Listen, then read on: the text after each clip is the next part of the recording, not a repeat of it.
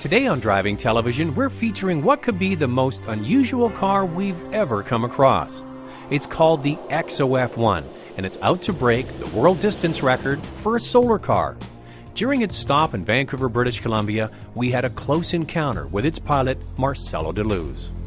Marcelo, what made you want to build a solar car, head out on an adventure and try and set the longest world record with a solar vehicle? What made you want to do that? Well, Zach, I think we're a bunch of hypocrites just waiting for the government, someone or something to save the planet for us.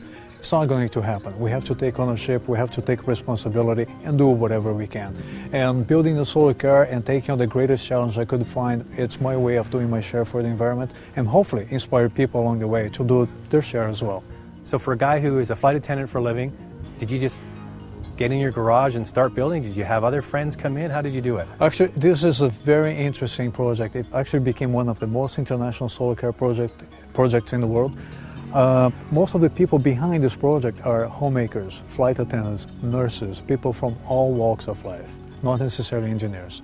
How much did it cost to put together? Oh, I have spent about $500,000 on the car, but it probably costs a lot more if you would put a dollar figure to all the hours that went into it. It takes about 50,000 hours to build a car. One way of looking into it, it is an electric car. It has a bank of batteries. We're using lithium-ion polymer batteries to store energy. It has an electric motor, but instead of plugging to the wall to charge the batteries, you plug into the sun. The top of the car is covered in solar cells, and the cells convert light into electricity. Altogether, there are 893 cells. They're 15% efficient, and they generate as much as 900 watts. Now, to put things in perspective, a toaster consumes about 1,000 watts. And with less energy than a toaster, we can drive this car.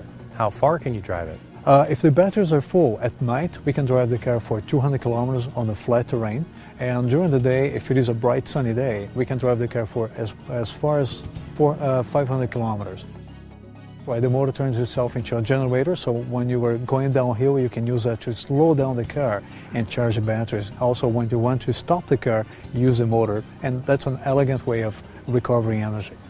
Yeah, in order to maximize the aerodynamic of the car, I don't have rear view mirrors. I have a micro camera at the back instead. So to see what's happening behind the car, you look to a micro display, a portable viewer that goes right in front of the driver's eye.